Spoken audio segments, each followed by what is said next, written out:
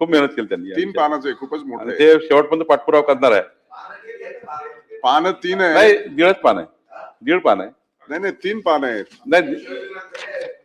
नाही फार महत्वाचं आहे. आणि हे अनिल परब साहेबांना जबाबदारी पुढे फॉलो करणे. म्हणून आपण टेबल करा, फक्त उद्देश सांगा. महत्वाचं आहे. नाही या ठिकाणी पुणे जिल्ह्यातील महाराष्ट्र जमीन महसूल कायद्याअंतर्गत कलम 155 चा गैरवापर करून बेकायदेशीर आदेश पारित केले. या ठिकाणी जी लक्षवेधी सूचना होती सभापती महोदय 660 क्रमांकाची, त्या संदर्भात निवेदन आहे.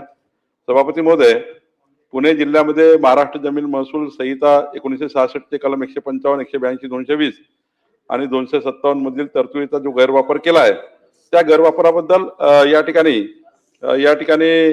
आपण ज्या या ठिकाणी केसेस तपासल्या हे माहिती आहे सर्व आपल्याला.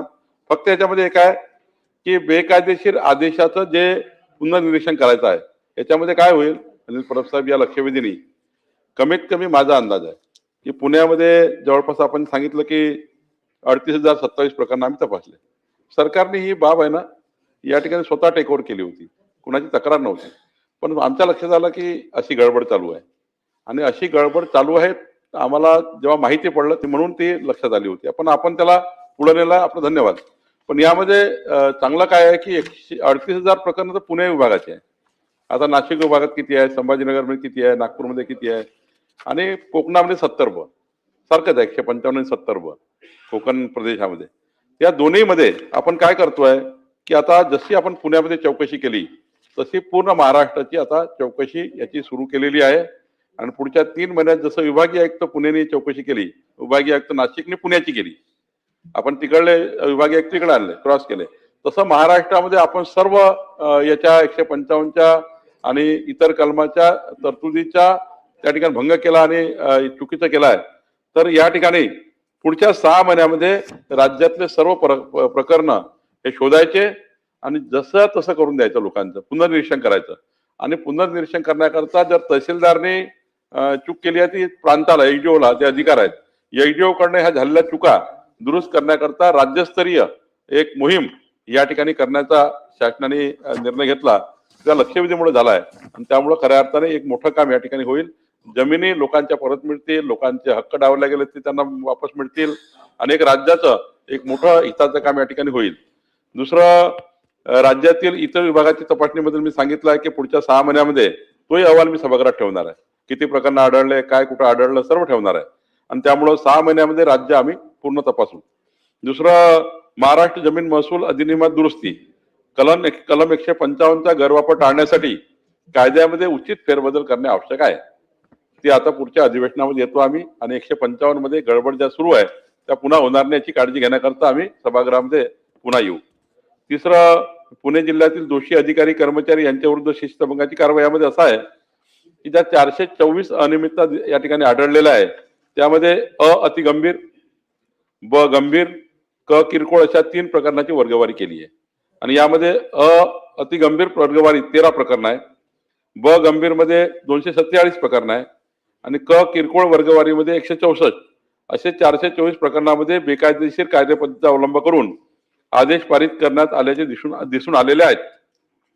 ज्यांनी अति गंभीर अनियमितता प्रकरणामध्ये त्यांच्याबरोबर ज्या अधिकारी कर्मचाऱ्यांनी 3 वर्गवारीत 30 पेक्षा जास्त प्रकरणात अनियमितता केली, एकाने 30 प्रकरणात अनियमितता केली, अनावधानाने झाली असते ते 1 झाली असती, 2 झाल्या असत्या, पण एकाने काही तर लोकांनी 30 प्रकरणात केली आहे काही अधिकाऱ्यांनी.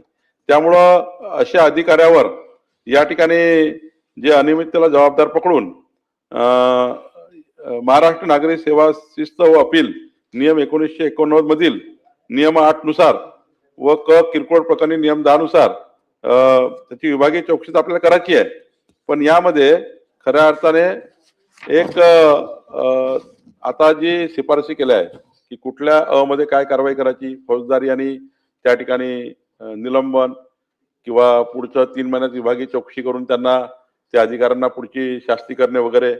यामध्ये आपण फक्त आता एवढंच म्हणतोय की जे अधिकारी सापडलेले आहेत यांना चौकशीमध्ये आले आहेत पण त्यांना 10 दिवसाची नोटीस द्यावी लागते किंवा 15 दिवसाची जी तरतुदी नोटीस द्यावी लागतं, त्यांचं म्हणणं ऐकून घ्यावं लागतं.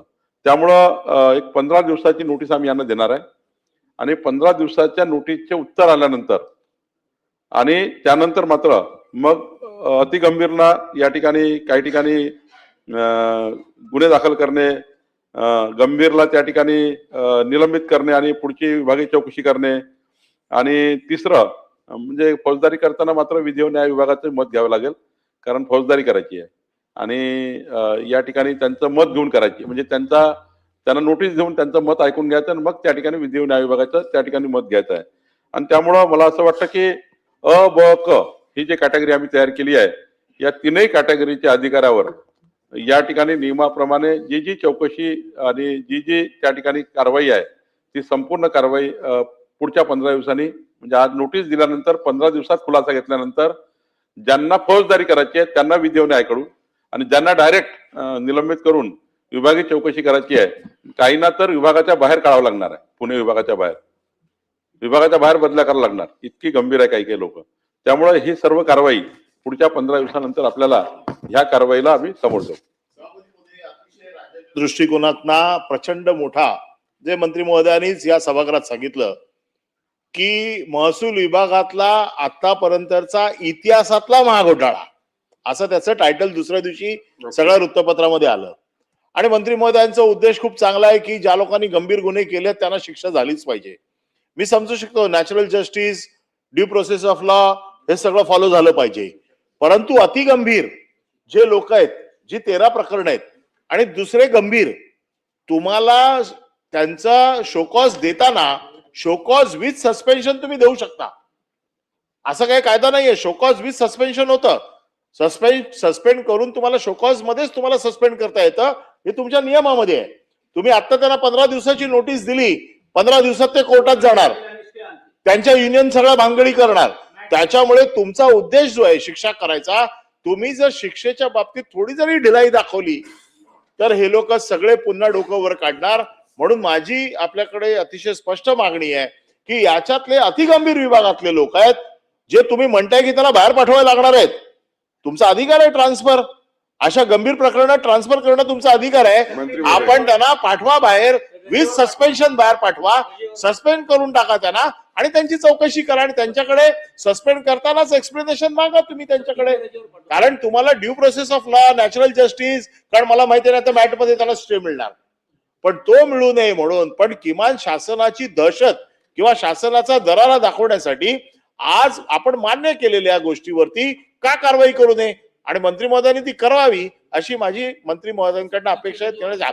सक्तीच्या रजेवर पाठवा त्यांना, अगदीच काहीच नसेल जमत तर, पण त्यांच्यावरती शिक्षा आज काहीतरी सभागृहात दिसली पाहिजे ना, कारण एवढा मोठा घोटाळा जेव्हा उघडकीस येतो आणि त्याच्यावरती शासन काय कारवाई या सभागृहात करत नाही, असं होता कामा नये. मंत्री महोदय निवेदनावरील प्रश्नाला उत्तर नाही, ठीक आहे, तरी त्यांची भावना बरोबर आहे की ज्यांनी अति गंभीर केलाय त्यांना आजच सक्तीच्या रजेवर पाठवू. आजपासून 13 प्रकरण आहे, 13 प्रकरणात जे अधिकारी कर्मचारी यांना सक्तीच्या रजेत आजपासून पाठवून 15 दिवसात त्यांचा खुलासा घेऊ आणि मग जी अति गंभीर कारवाई प्रस्तावित केली आहे विभागीय आयुक्त नाशिक यांनी अति गंभीर प्रकरणात काय करावं ती कारवाई मात्र यांच्यावर करू.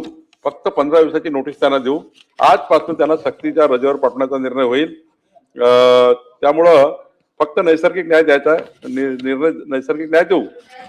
हा, पण आपली मागणी योग्य आहे. आम्ही 13 प्रकरणातले अधिकारी कर्मचारी आजपासून सक्तीच्या रजेवर पाठवण्यात येतील. घोषणा करत आहे आजच्या दिवसाच्या कामकाजाच्या क्रमात दर्शविण्यात आलेल्या प्रलंबित